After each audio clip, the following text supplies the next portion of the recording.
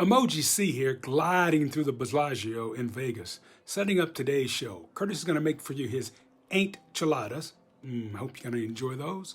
He's also going to share blasts from the past with a good friend, Spencer Christian. Enjoy the show and spread love. She gives me money. Welcome back to the kitchen. We've got the pork and chicken slow cooked. We've got it pulled apart. That's the pork. Smells so good. The chicken. That's heaven.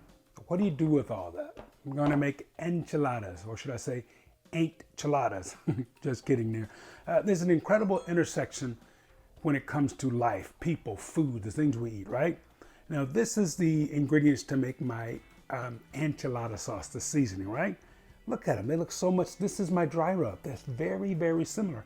I just add a little more paprika to this.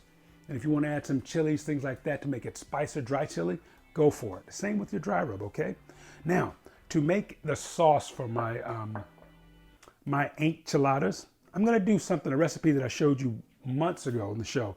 It's my 3-ingredient tomato soup. Again, after it's made, I'm going to talk to you a little bit more about this, the cross-section, how foods are so similar in different cultures, right? Italian pomodoro sauce, tomato sauce, is pretty much like the tomato sauce used, the red sauces in a lot of the Hispanic dishes, Latinx dishes. I hope I'm saying that properly. I do not want to ever offend anyone by using the wrong terms like that, okay? So my buddy Miguel Godinho is from Michoacan, and they make this incredible red sauce. You can also make a verde, a green sauce. So I'm gonna make my 3-ingredient tomato soup, and I'm gonna convert that to be my sauce for my enchiladas, okay? Let's get to work. 3-ingredient tomato soup. I'm gonna start with my onion, just chop it up. And I'm gonna make like half a batch because this, like as I said earlier, will be the base for our sauce. So just gonna dice it, slice it, whatever works for you. Because if it's too chunky, just take your blender and puree it up, okay?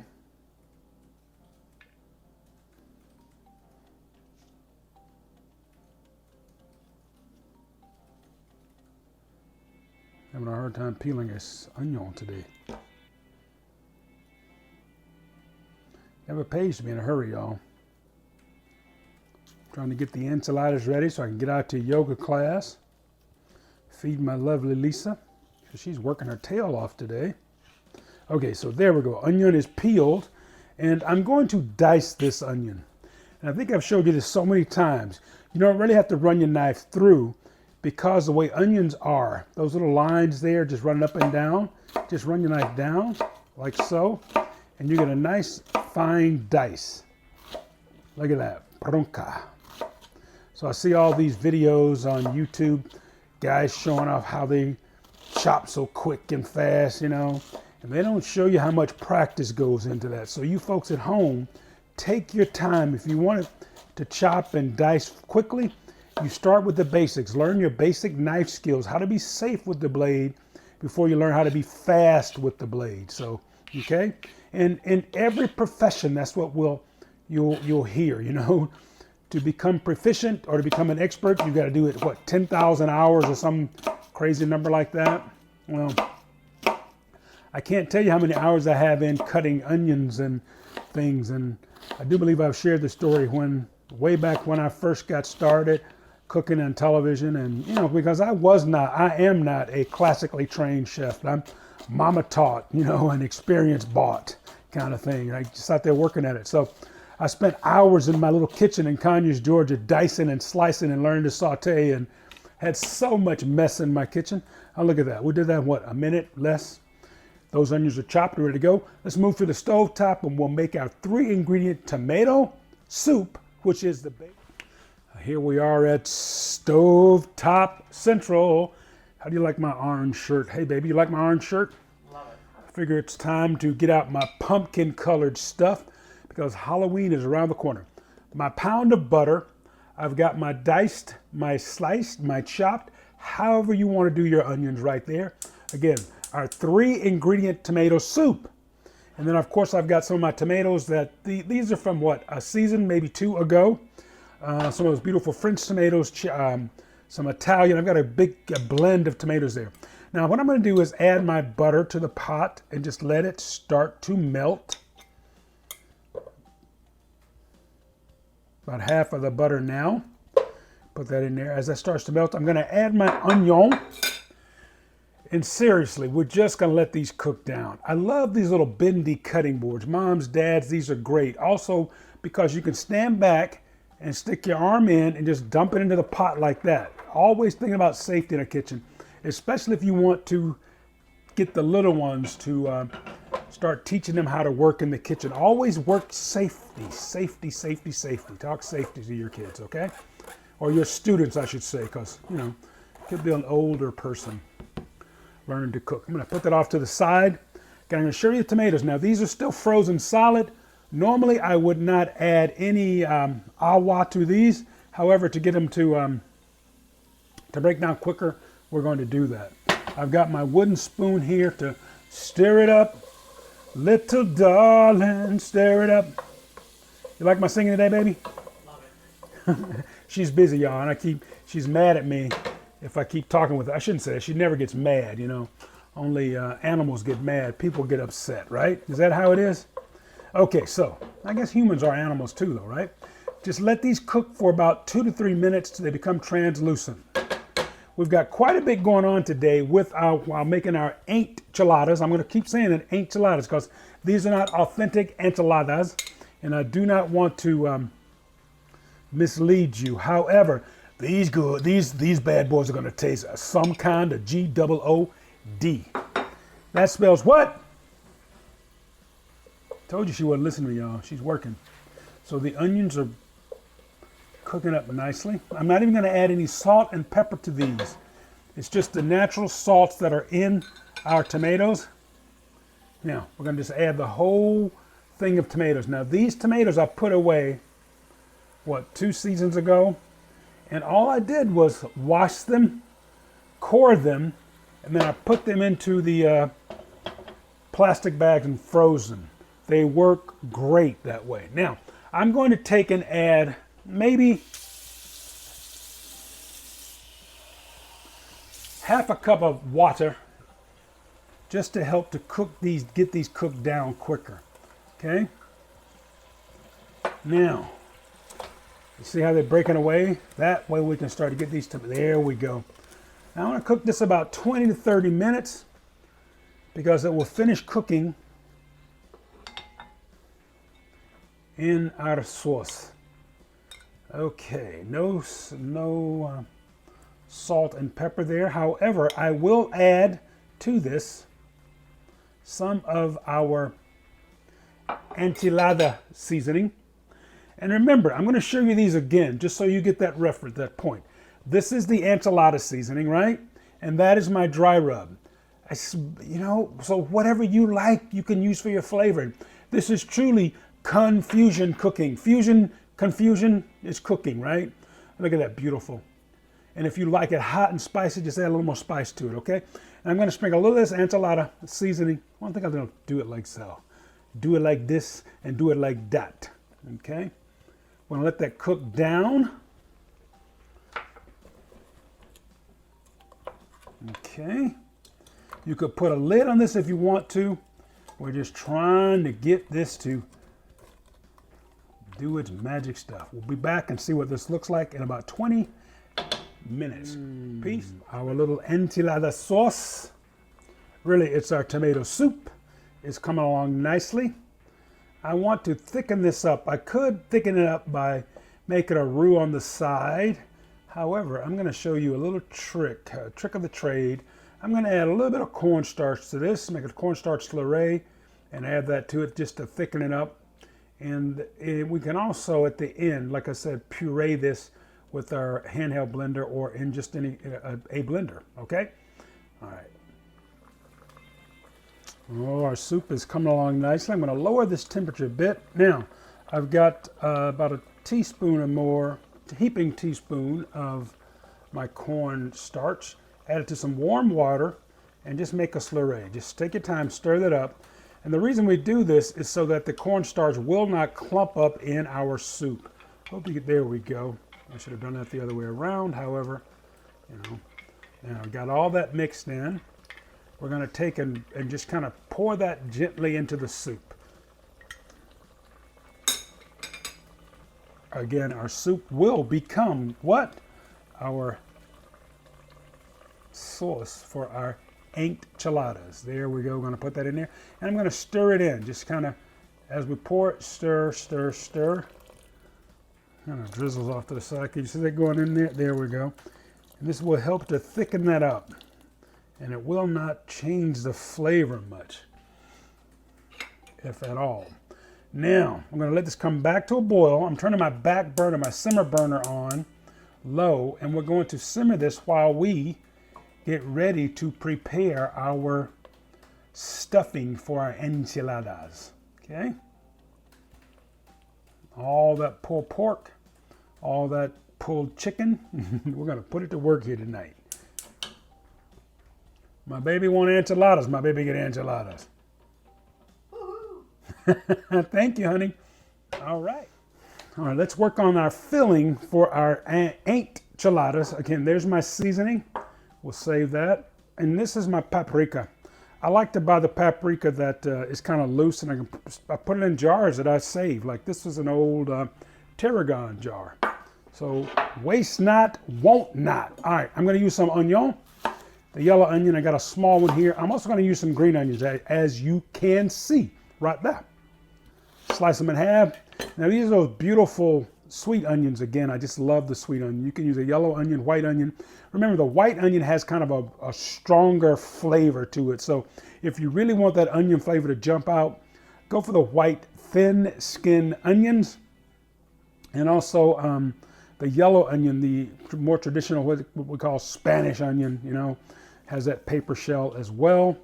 Those have a good strong flavor too. The sweet onion has a milder flavor. I just seem to like them with everything. I guess because I grew up in Georgia with those Vidalia onions. Oh, we used to eat those things like they were apples. Like voila, onion there. And remember, with the green onions, you want to turn those on the side there, just kind of cut them so they won't roll off your cutting board, okay? And thank goodness this season I have my herb garden out back, so I'm able to use a lot of chives. Now, chives are another great thing that could go in here, especially we're going to make a verde sauce, a green sauce, okay? Oh, look at that, look at that, look at that. Okay, now, I'm going to keep those two big pieces. Whoop, one just rolled off the countertop because I didn't cut it. I lost two. We can't use those because I didn't cut it on a slant. Hey, great way to illustrate. Got that yellow onion. I'm sorry, sweet onion. Just cut that right up. And we're going to add to this our beautiful shredded chicken and shredded pork. I'm going to make the chicken and pork enchiladas. Check that, enchiladas tonight. I'm going to do them all in the same pan, although I'm going to saute the two different ingredients, and I'm going to use two different saute pans because I'm not going to mix the chicken and pork together. Okay, now I got one left down the middle. Slice that up. All right, it's time to go back to the stovetop. I'm having so much fun with these enchiladas.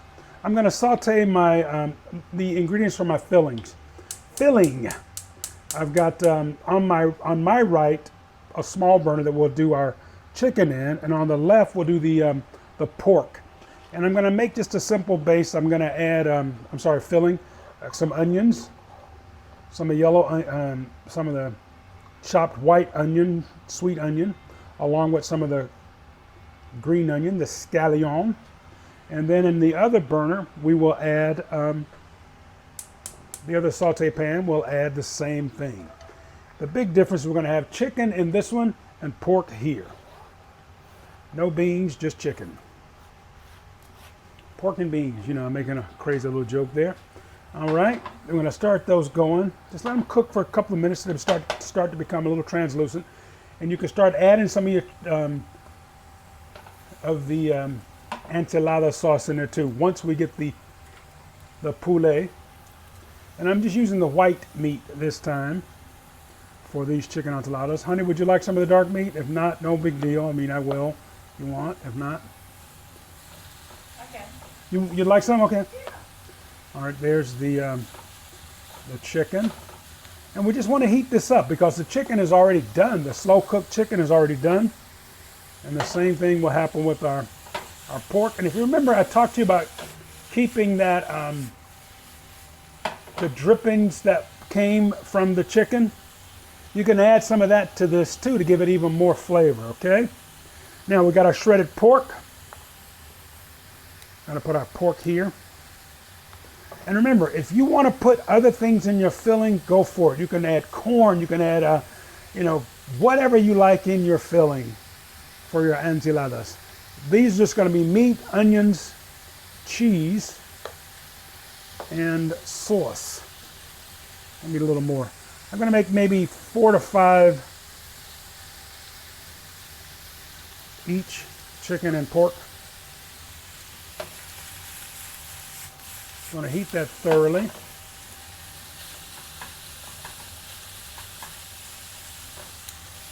I need a little more chicken in there. And I've got flour as well as corn tortillas.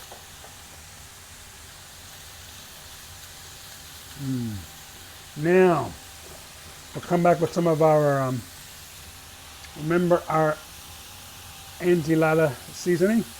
I'm going to season the meat.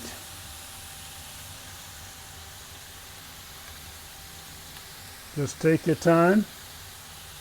We are in no rush here today.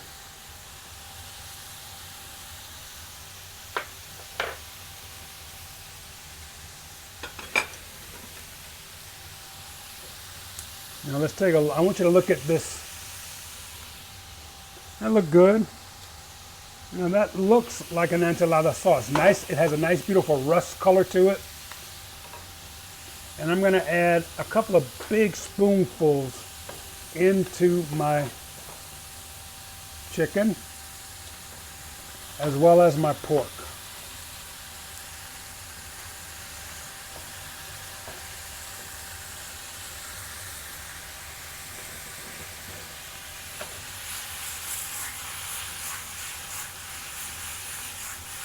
Turn that heat down.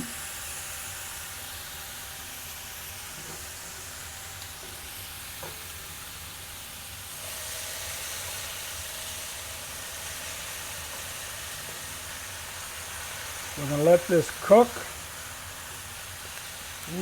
no more than 6 or 7 minutes because remember, everything is done. The chicken, the pork, everything is done. We just want to make it, have it nice and juicy for when we stuff or fold our tortillas. Okay, we'll come back, we'll reset so we can do our enchiladas. I'm wearing my pumpkin colored shirt because it's October. All right, let's go down. We're going to take the camera down so you can see what we're doing. I'm working with my DJI today. Oop, you get to see some of my messy kitchen too. Oh, gone it, baby. I forgot to clean up before bringing folks into my television set. All right, so I've got my couple of pans laid out here, one for the chicken, one for the pork enchiladas. And what I did was I just simply steamed the flour as well as the corn enchiladas for about 30 seconds in the microwave just to loosen those up so they fold well. There's no particular order. I'm just gonna, oops, there is some order. We need to put a little of this sauce in the bottom, okay? And I also like to take and spray the pan with a little bit of, and I always say this wrong, you don't want to use kitchen spray, you want to use oven spray. When I was with the Food Network, I'd always get in trouble by saying that. I say oven spray, and then we'd have to stop tape and say, Curtis, chef, correct that. We don't want people spraying their food with oven spray because you might hurt somebody. Anyway, so, and I'll forget to do that in my own kitchen. So I'm gonna add just a little bit of the sauce in the bottom of the pan. And the reason we spray that cooking spray in there is to keep it from sticking, you know?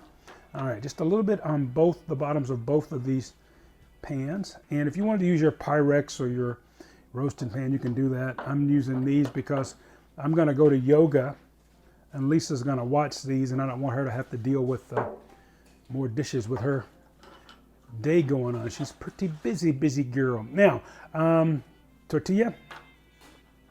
And then I'm going to put some pork in here. We're just going to roll her up.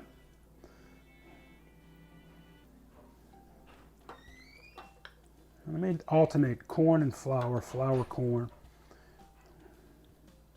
And put a little cheese in there as well. A little cheese. And if you like jalapenos and things like that, go for it. In fact, I've got some beautiful peppers out in the garden. I may go grab one before we finish up and add them to it now. And just roll it. Take your time. And these are not burritos, so we're going to just leave them close in, and we're going to fit them in right there. Okay, that's a flour. Let's do a corn. We're going to alternate them. Is that okay with you, honey, if I alternate the types of? Sure. Okay. She said yes. We've got a corn, and I'm going to put the chicken, the pollo in español, pollo. No, I get them mixed up. French is one, Spanish is the other. They both sound gorgeous to me. Whoops, the phone is ringing, and I'm not going to answer. It's going to let it go to voicemail, so you all know what's happening in my kitchen. You know, I can answer it on my phone, on my watch. Oh, it's a telemarketer. Hi there, this is Curtis, and I'm sorry, I can't speak to you right now. I love the iPhone watch. Are you there? Oh, yeah. This is, hello, Curtis? Hey.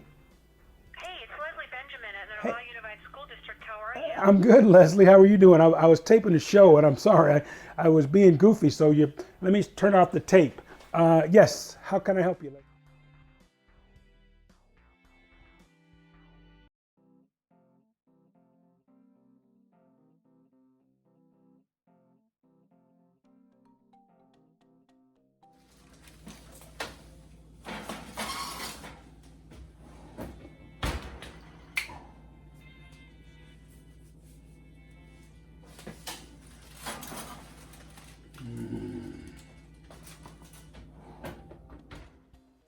I'm back from yoga.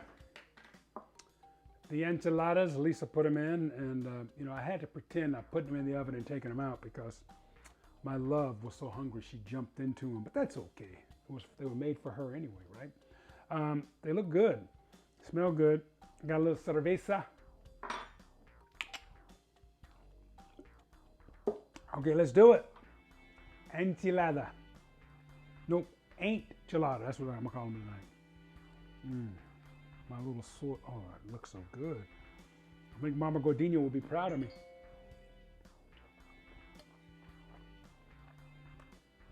I'm not going to say wow, wow, wow, but you know what I'm thinking. Good stuff, y'all. Okay, let me know what you think of these recipes. And remember, on the 28th, we're going to be doing a live demonstration down at the Novato TV station. So join me the 28th of October, 3 days before Halloween. Peace, spread love.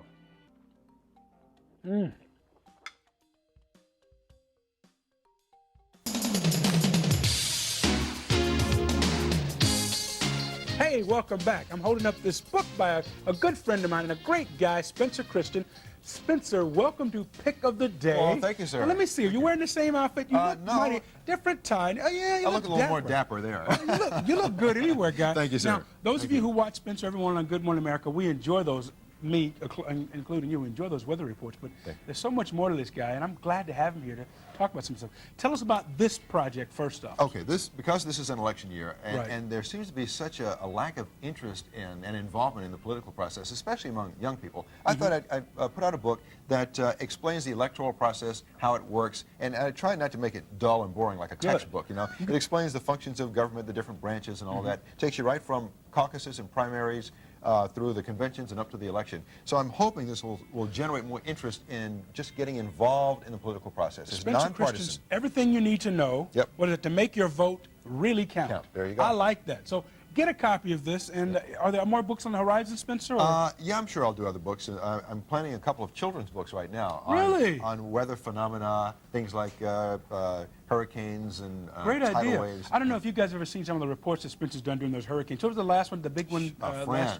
Oh. Man, I was down there when it... Hey, I was feeling for you, watching you in that blowing wind. And, ooh, that Not kind fun. of stuff is spooky. Yeah. But another thing about, well, how's the family first before They're we go? doing great. My daughter's enjoying her freshman year at Middlebury College. I went to visit her just recently. Yeah. And she's doing great. Everyone's doing fine. She's breaking him down there. Go for it. Okay. No, but now one of the things that I'm fascinated about with Spencer Christian is his knowledge of wine. I call him a wine connoisseur, and he said, what do you say about that? Well, I said, you know, the term connoisseur might apply, but it sounds a little pretentious. So I prefer to call myself a wine enthusiast or a wine lover. But listening to this guy talk about the wines, he's definitely a connoisseur. Now, passionate about as I wine. said in the opening, Spencer, these are for you. You can take them home to that I lovely didn't know wife you of cared. yours. Oh, it's for my I wife. do care, okay? Now, Thank one you. for me, one to you, and then one you can take home to thanks. her, okay? Thanks, now, Curtis. they That's are, great. pears are a member of this family. Yes. But now, we're talking about grapes, and we're talking about pears, matching Yes. them up. Yes. You take over here and teach me something about wine, because, you know, as you know, I like the sweet wines. Okay. But you're going to school me on other things. Well, I'll just tell you that, first of all, there are no rigid guidelines you have to follow when Okay. pairing food and wine. So Y'all don't let got that? anyone tell you that you must have a particular wine with a certain food. Good. It's a matter of individual taste. And it's good to experiment. But there's some general guidelines. Lighter tasting foods, milder flavored foods generally go with lighter wines. okay. Lighter being... Well, if you talk about a mild tasting dish, like sort of a plain pasta dish with a very light, mild sauce, you don't want to serve a big, robust, peppery red wine with that. It Gotcha. would overpower it. So the whites? So you generally would want to serve a white wine. Okay. But even Makes within the sense. category of white wine, there's so many different white wines that you What's can this choose. thing about like having to develop a taste or a palate? Is there any sense to that? Or is Everybody has a sensitive palate. Everybody has tasted something they like and tasted something they don't like. Right. So you can cultivate that your knowledge of how Okay. your palate appreciates different types of foods. in other words, the more you know, the more you enjoy, the more you grow. They Exactly. say. But now this wine, you picked this wine, and tell me. This is a varietal, white varietal called Viognier. Let's pour this first. Why All don't we right, do great. that? Viognier. It's very widely consumed in Europe. Just beginning to make a name for itself in the U.S. Okay. And any idea on price? I know price varies all across the country. it'll but- vary. The better ones might cost as much as $35, $40 a bottle for the finer ones. The more moderately priced ones would be in the low 20s, $22, Okay. $24 okay. a bottle. And if you're having a special occasion, that's a nice price. Yeah, right? now this is a wine you would want to have with maybe a poultry dish or a fish dish, but it also goes very well with fruit and some of the lighter, milder cheeses. Oh, I like this. So So